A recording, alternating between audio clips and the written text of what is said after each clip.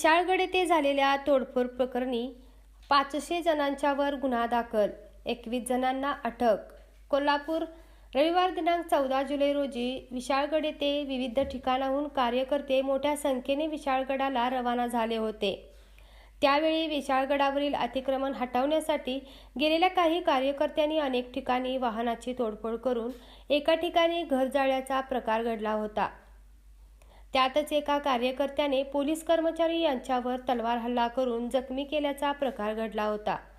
त्यामुळे तेथे तणावाचे वातावरण निर्माण झाले होते. तसेच आंदोलनातील जमावाने विशाळगड परिसरातील दुकानाची केलेली तोडफोड, त्यातच प्रमाणे तेथील दर्ग्यावर केलेली दगडफेक, गजापूर येथे नागरिकांच्या घराची, वाहनाची नुकसान करून बंदोबस्तावर असलेल्या पोलीस अधिकारी आणि कर्मचारी यांच्यावर केलेली दगडफेक आणि धक्काबुक्की या प्रकरणी शाहूवाडी पोलीस ठाण्यात जमावबंदीचा भंग करत बेकायदेशीरपणे जमाव जमवून शस्त्र बाळगणे, सरकारी कामात अडथळा निर्माण करणे, धार्मिक भावना दुखावणे, जीवे ठार मारण्याचा प्रयत्न करणे अशा विविध कलमान्वये 4 गुन्हे दाखल केले असून व्हिडिओ फुटेजच्या आधारे आणि व्हिडिओ रेकॉर्डिंगद्वारे 21 जणांना पोलिसांनी अटक केली असून त्यात अटक केलेल्यात सुशांत आत्माराम सरदेसाई, गोपी कुंडलिक सरदेसाई, चेतनानंदराव जाधव, ओंकारदादा साळवे, प्रेम पंडित पाटील, रोहन पांडुरंग पाटील, दीपक तानाजी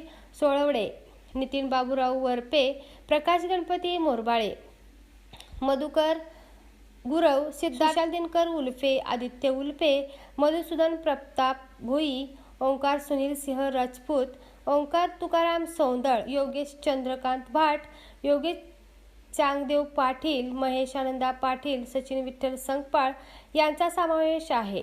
तसेच सामील असलेल्यांची पोलिसांनी धरपकड चालू केली आहे.